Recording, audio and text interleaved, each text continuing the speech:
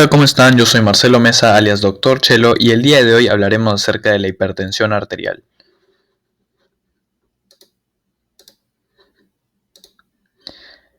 Para hablar de este tema, he decidido hacer la agenda en base a 5 puntos. Empezaremos hablando de la definición de hipertensión arterial, la etiología y patogenia de la hipertensión arterial, los cambios morfológicos en el corazón y vasos sanguíneos en esta enfermedad, qué es hipertensión secundaria, no hablaremos de la definición y causas de la misma, y las complicaciones de la hipertensión arterial. Muy bien, para poder hablar de la definición de hipertensión arterial es necesario dejar en claro cuáles son los valores normales de presión arterial. Los valores normales son 120 por la parte de la presión arterial sistólica y 80 por parte de la presión arterial diastólica. Puede estar ligeramente más bajo que esto, por ejemplo 110-70, pero en sí se considera, digamos, el valor normal 120 sobre 80. Ahora, cuando hablamos de una presión arterial elevada, cuando va de 120 a 139, en el caso de la sistólica, y la diastólica no tiene mayor variación. Ahora es importante recalcar cuándo es que llamamos a esto hipertensión. Bueno, ya se empieza a llamar hipertensión y hay dos estadios, lo vemos aquí, cuando la presión arterial sistólica va de 130 a 139 y la diastólica de 80 a 89. Luego vemos que hay un estadio 2, en el que la sistólica es mayor o igual a 140 y la diastólica mayor o igual a 90. Típicamente se diagnostica hipertensión como tal, hipertensión arterial sistémica, cuando estamos en el estadio 2. O sea, se le toma la presión arterial a un paciente y se encuentra de 140 a más en el caso de la sistólica y de 90 a más en el caso de la diastólica. También es importante diferenciar esto si lo encontramos en ciertos pacientes. Por ejemplo, en el caso de los ancianos es necesario recalcar que suele haber una hipertensión sistólica aislada. ¿Por qué se da esto? Bueno, primero aclaremos qué es hipertensión sistólica aislada. Sería un aumento meramente de la presión arterial sistólica. Así que, ¿qué es lo que ocurre en los ancianos? Pues su aorta, su arteria aorta, que es la que recibe la sangre directamente del ventrículo izquierdo, es mucho más rígida. Y eso es normal, se da producto del envejecimiento. Entonces, un típico hallazgo en ancianos es encontrar la presión arterial sistólica elevada aisladamente, pero no por eso se les va a diagnosticar de hipertensión. Luego, acá encontramos la hipertensión de la bata blanca. ¿Qué quiere decir esto? Pues una presión arterial de 140-90 en contextos médicos meramente. ¿Qué quiere decir esto? Pues, por ejemplo, un paciente es llevado a consulta médica y lógicamente se le toma la presión arterial. Pero ¿cuál es el problema? El paciente se siente ansioso, nervioso, intranquilo por el hecho de que está frente a un médico. Por eso es que se le llama hipertensión de la bata blanca y es producto de esa ansiedad que puede llegar a tener un paciente cuando está frente a un médico. También se considera hipertensión de la bata blanca las lecturas medias menores de 135-85 en pacientes ambulatorios. Que, bueno, lógicamente, si es que es un paciente ambulatorio, bueno, probablemente no tenía ninguna molestia o algún antecedente de presiones arteriales altas, pero de pronto, por el hecho de nuevamente tener un médico enfrente, se le eleva la presión. Y bueno, no por eso lo vamos a diagnosticar de hipertensión, sino, bueno, habría que buscar que esté tranquilo para que en la toma de la presión arterial se mantengan los valores normales. También es importante considerar el ambiente donde se toma la presión arterial. Lógicamente tiene que ser un ambiente calmado, en silencio, porque de lo contrario también puede generar cierta intranquilidad en el paciente y por ende darnos valores erróneos. También es importante la técnica al momento de tomar la presión, porque si no, bueno, los valores salen alterados, y una buena calibración de los instrumentos. Muy bien, con esto ya hablamos de la definición. Ahora hablaremos de la etiología y patogenia de la hipertensión arterial esencial. Ahora, es importante recalcar que la hipertensión arterial esencial no tiene una etiología directa. Es decir, no es tan fácil como decir eh, todo paciente con hipertensión arterial esencial, ok, es directamente por esto. No. Es una enfermedad multifactorial. Es decir, hay una interacción tanto de factores genéticos como ambientales en este paciente. Así que vamos a abordar cuáles son estos. En el caso de los genéticos encontramos los genes heredados, es decir, si es que alguien tuvo padres con hipertensión arterial, pues lógicamente está mucho más predispuesto a desarrollar hipertensión arterial. Claro que tener, digamos, esa pequeña carga genética no significa que por esa razón en concreto siempre desarrolla hipertensión arterial, sino que simplemente lo predispone a. Dependerá de la interacción que tenga con el ambiente y estos factores ambientales.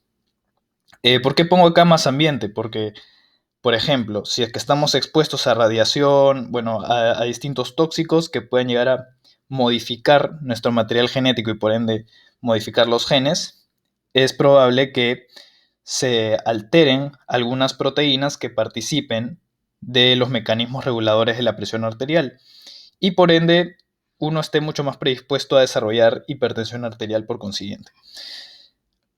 Luego, nuevamente recalco, no hay un solo gen involucrado, ¿no? Son varios genes que generalmente codifican receptores adrenérgicos, ¿no? En el caso de las catecolaminas, o sea, serían los receptores, por ejemplo, beta, alfa, ¿no?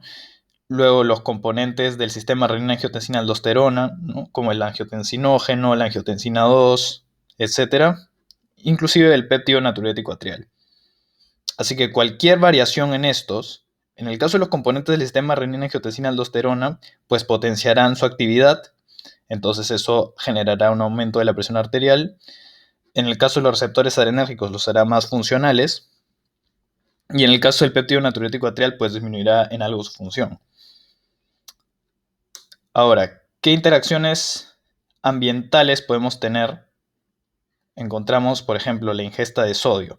Esto es muy importante porque tiene que ver con la ingesta directa de sal. Si es que alguien le está poniendo mucha sal a sus alimentos, pues ya veremos cómo eso condicionará un aumento de la presión arterial y más aún si es que esta ingesta de sodio es constante, ¿no? Luego tenemos el estrés, que bueno, puede ser por la condición socioeconómica, por el trabajo, etc. Lógicamente, el aumento del estrés se correlaciona con un aumento de la actividad del sistema nervioso simpático y ya veremos cómo. La obesidad también tiene que ver, aunque es más por un mecanismo molecular por el lado del endotelio, el tabaquismo también y la inactividad física. Bueno, esto era más para presentar los factores y ahora ya veremos cómo es que interactúan entre ellos. Muy bien, entonces, ante un paciente típicamente sedentario y con una elevada ingesta calórica, y va de la mano también con la ingesta del sodio, y también por el hecho del trabajo, la situación socioeconómica que había mencionado, generarán estrés. Entonces, este estrés, ¿cómo se va a traducir? Por medio de la actividad simpática. La actividad del sistema nervioso autónomo en su división simpática, pues generará vasoconstricción y aumento del gasto cardíaco por los efectos que tiene a nivel del corazón. Ahora, también es importante recalcar que hay una hiperactividad simpática producto también de la disfunción de los vasoreceptores. Se ha visto que en pacientes con hipertensión arterial los vasoreceptores ya no funcionan adecuadamente, quiere decir que ya no sensan que la presión arterial está elevada y que por ende se tiene que disminuir, sino se interpreta como si fuera algo normal. Así que, o incluso como si fuera algo bajo, así que todo esto se traduce en una hiperactividad simpática. Y por el lado del riñón, es importante ver que producto de esta ingesta del sodio, típicamente en la sal, pues el riñón es el principal encargado de regular siempre las concentraciones de sodio, ¿no? Mantener este electrolito en los valores normales. Si es que tenemos un exceso, pues hay que excretarlo por la orina, y si es que tenemos un déficit, pues hay que reabsorberlo y mantenerlo en sangre. Pero ¿cuál es el asunto acá? Producto de esta elevada ingesta de sodio, va a llegar un punto en el que el riñón no va a poder regular tanto este electrolito. Y más bien, si bien el cuerpo va a tratar de dirigir buena cantidad del sodio a excretarse, esto va a ser a coste del aumento de la presión arterial. Entonces, en sí, el riñón disminuirá su excreción de sodio. Así que si más sodio se queda dentro de la circulación, pues jalará agua por ósmosis. Así que todo esto aumentará el retorno venoso, por ende también la precarga del corazón, y habrá un mayor volumen sistólico y por ende un mayor gasto cardíaco. Y esto sumado más con los efectos producto de la hiperactividad simpática, tenemos un aumento de la presión arterial media. Recordemos que el gasto cardíaco por la resistencia periférica total da como resultado la presión arterial media. Por eso es que el aumento de estas dos variables condicionará un aumento de la presión arterial media.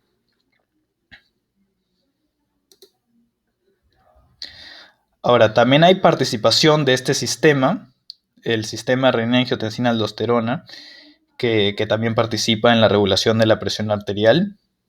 Dicho sea de paso, ya hay un video en el canal explicando estos mecanismos mucho más a profundidad, así que sugiero revisarlo si es que no se acaba de entender.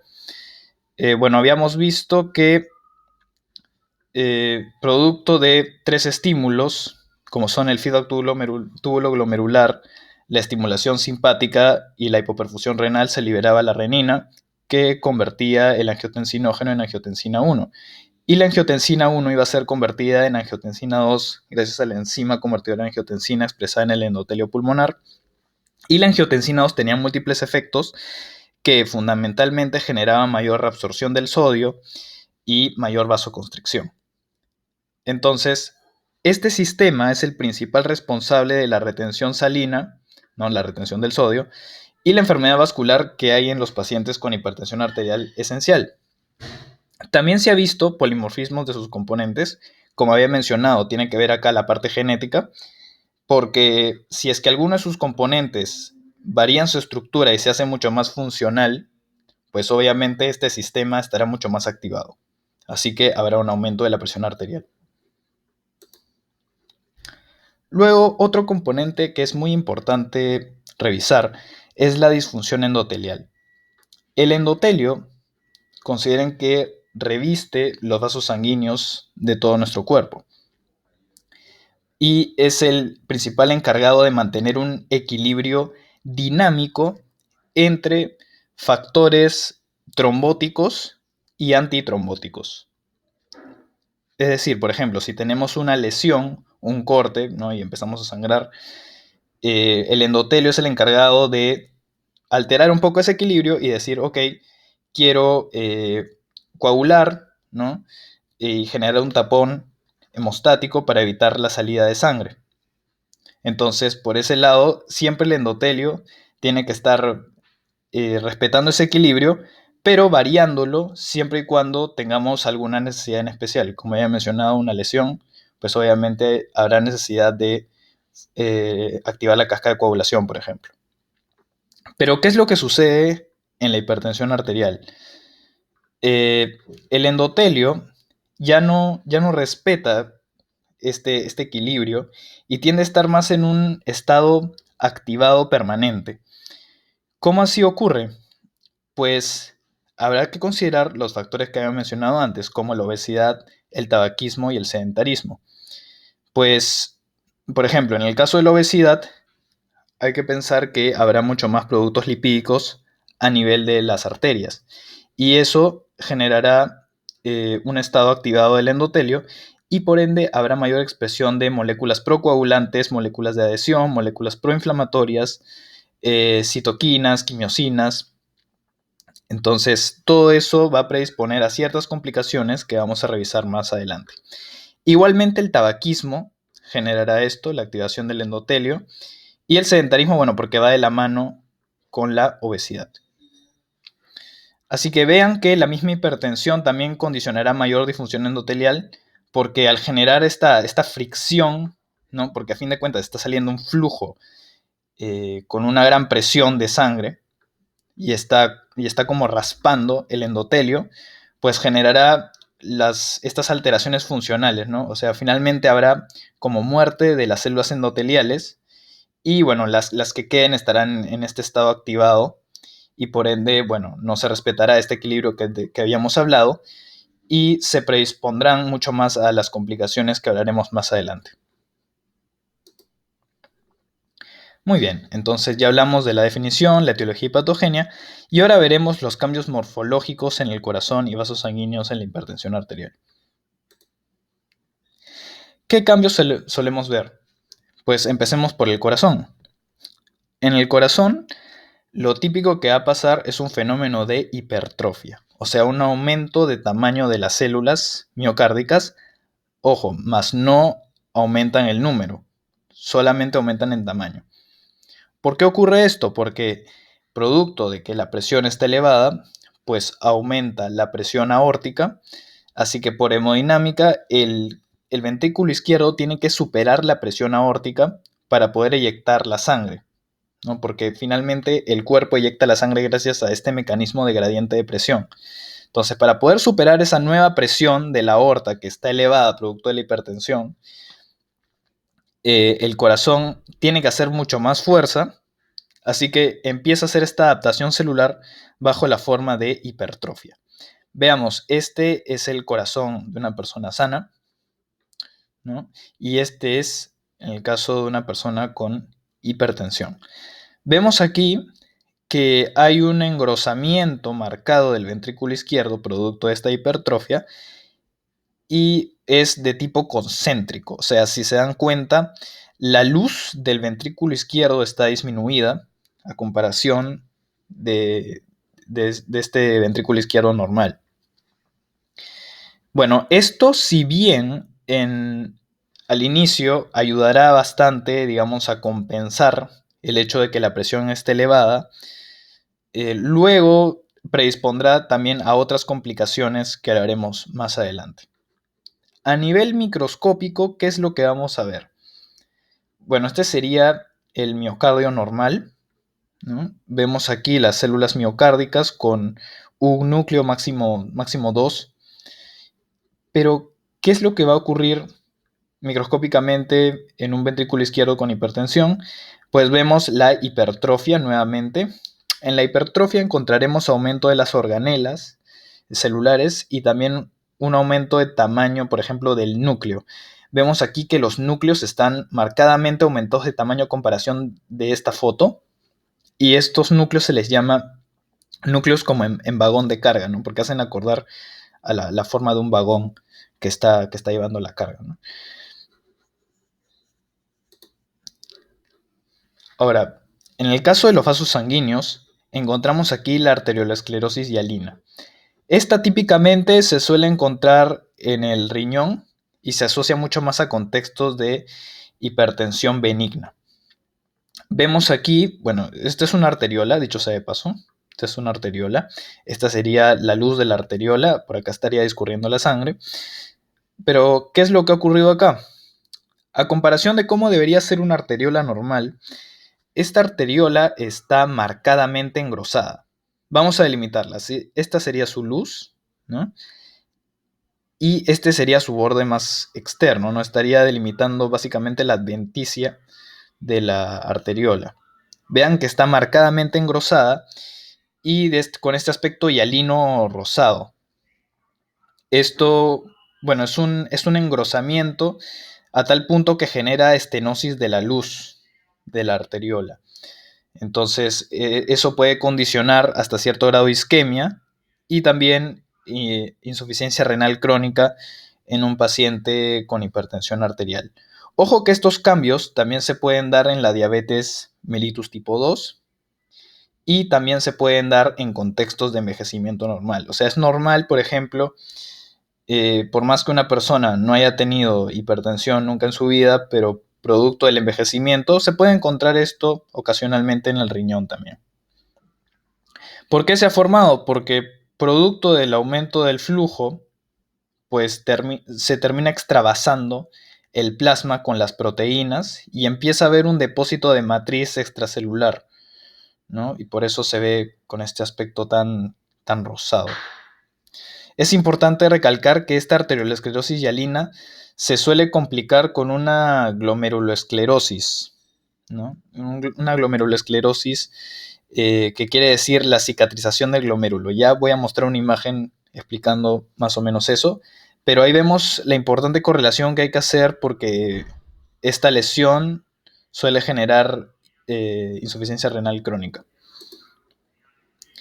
Ahora veamos la arteriolesclerosis hiperplásica, que bueno, es distinta a la anterior, porque acá vemos como un engrosamiento también concéntrico, pero como con una duplicación o triplicación de la membrana basal. Vemos, vemos aquí como si fuera, se describe como en capas de cebolla, ¿no? Porque hace acordar mucho a una cebolla con múltiples capas. Entonces, nuevamente, aquí también hay estenosis de la luz, ¿no? O sea, la luz va a estar sumamente disminuida y también va a predisponer mucho más isquemia. Y es más, producto de eso también su típica complicación suele ser la arteriolitis necrosante, ¿no? Entonces también conllevará cierto grado de isquemia y también insuficiencia renal crónica. Ah, cierto. Se me olvidaba mencionar. Y esta lesión sobre todo se suele ver en pacientes con hipertensión maligna. Entonces es importante recalcar que esta arteriolesclerosis hialina se puede ver en contextos de hipertensión, de diabetes mellitus tipo 2 o de envejecimiento normal. Mientras que esta de aquí meramente se va a ver en caso de hipertensión arterial maligna. Por si acaso, la hipertensión arterial maligna se define como una presión arterial sistólica mayor a 200, ¿sí? O sea, a tal punto, y una diastólica mayor a 120. Así que, como podrán ver, es una más patológica.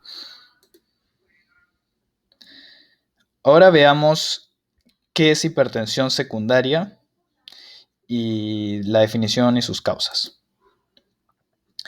La hipertensión secundaria se conoce como que es consecuente de una enfermedad de fondo del paciente. Es decir, que cuando este paciente acude a consulta, tiene una enfermedad de fondo que le condicionó la hipertensión. Así que es necesario revisar algunas enfermedades que son más típicas de generar hipertensión secundaria. Entre estas tenemos por ejemplo, las que generan más que nada estimulación del sistema nervioso simpático, como por ejemplo el freocromocitoma, que es un tumor de catecolaminas, ¿no? Produce norepinefrina, epinefrina. Entonces, lo que hará esto es aumentar el gasto cardíaco, la resistencia periférica total, ¿no? por los efectos de las catecolaminas, y aumentar por ende la presión arterial media. Típicamente suele ser causa de hipertensión secundaria en pacientes jóvenes. Por ejemplo, si es que hay un adolescente de 17 años acudiendo a consulta por distintas molestias, ¿no? Como cefalea, por ejemplo, o cansancio, y se encuentra este hallazgo, ¿no? Que es la hipertensión. Uno está un poco extrañado porque normalmente la hipertensión arterial esencial ocurre en pacientes de mayor edad, no en tanto así una persona joven. Entonces es necesario hacer más estudios, como por ejemplo ver si a nivel abdominal se encuentra algún tumor, como por ejemplo este, ¿no? El feocomocitoma. Y esto se puede llegar a diagnosticar también en la orina del paciente. Se suelen encontrar bastante los metabolitos de las catecolaminas. Luego tenemos aquí el hipertiroidismo.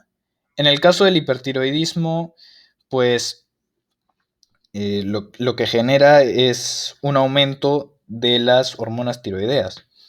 Las hormonas tiroideas tienen un efecto que es aumentar los receptores beta 1 cardíacos, así que el corazón se hace mucho más sensible a los estímulos simpáticos, así que al mínimo estímulo del sistema nervioso simpático aumentará el gasto cardíaco y por ende la presión arterial media.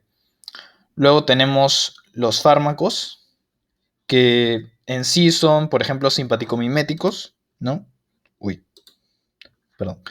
Simpaticomiméticos que fundamentalmente pues harán los mismos efectos que las catecolaminas y también se incluye dentro de esto los glucocorticoides.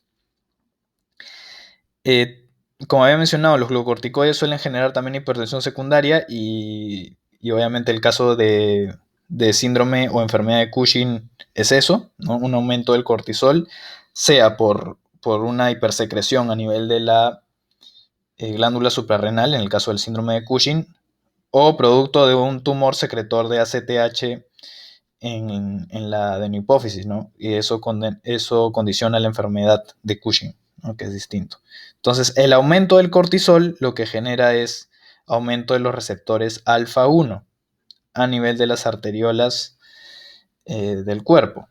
Así que aumentará la resistencia periférica total porque las arteriolas se hacen mucho más sensibles al estímulo simpático, así que aumentará la presión arterial media. En el caso de la estimulación del sistema renina-angiotensina-aldosterona, hay que considerar acá enfermedades que fundamentalmente afectan al riñón. Por ejemplo, cualquier nefropatía, glomerulonefritis, por ejemplo, condicionará hipoperfusión del riñón, ¿sí? Entonces, el hecho de que condicione hipoperfusión, eso es un estímulo para mayor secreción de renina, así que estimulará todo ese sistema renina-angiotensina-aldosterona y por ende pues aumentará tremendamente el retorno venoso por la reabsorción del sodio y habrá también vasoconstricción, así que todo eso aumentará la presión arterial media. También la estenosis de la arteria renal, porque esto condicionará hipoperfusión igualmente. Si es que hay una arteria renal estenosada, quiere decir que va a llegar mucho menos flujo al riñón afectado, ¿no? Entonces, eso estimulará el sistema renina-angiotensina-aldosterona. El reninoma también. ¿Qué es el reninoma? Un tumor productor de renina, que obviamente generará que todo este sistema se active. Y el síndrome de Cohn, que sería el hiperaldosteronismo primario. O sea, una hipersecreción de aldosterona que lógicamente condicionará mayor reabsorción del sodio y por ende aumentará la presión arterial media. Muy bien, ya hablamos de la hipertensión secundaria. Ahora veremos las complicaciones de la hipertensión arterial. Muy bien, comenzando con el corazón y vasos sanguíneos, ya habíamos visto que el corazón va a ser una adaptación celular conocida como hipertrofia, pero el asunto es que esta hipertrofia genera que el ventrículo izquierdo tenga muchas mayores presiones, entonces también afectará retrógradamente a la aurícula izquierda. Así que la aurícula izquierda, en algún momento, producto de que la presión del ventrículo izquierdo aumentó tanto, se va a hipertrofiar, pero rápidamente se va a dilatar. Y eso predispone mucho más a arritmias cardíacas como la fibrilación auricular. Luego, producto de esta hipertrofia, hay mucha más demanda de oxígeno y nutrientes por parte de este ventrículo izquierdo. Así que llegará un punto en que también la vascularización del mismo no va a llegar a ser al mismo ritmo que su hipertrofia.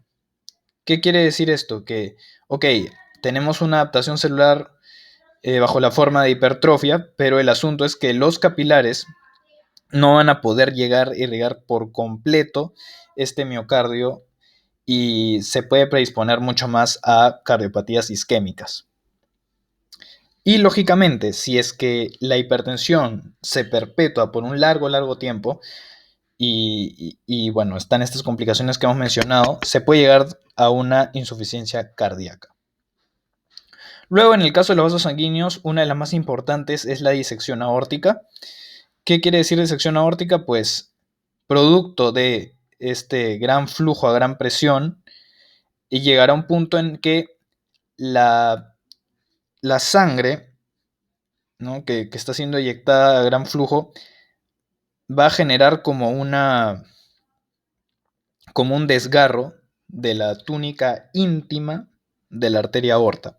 Entonces la sangre va a empezar a discurrir por el espacio que hay entre la capa media y bueno, el resto de capas.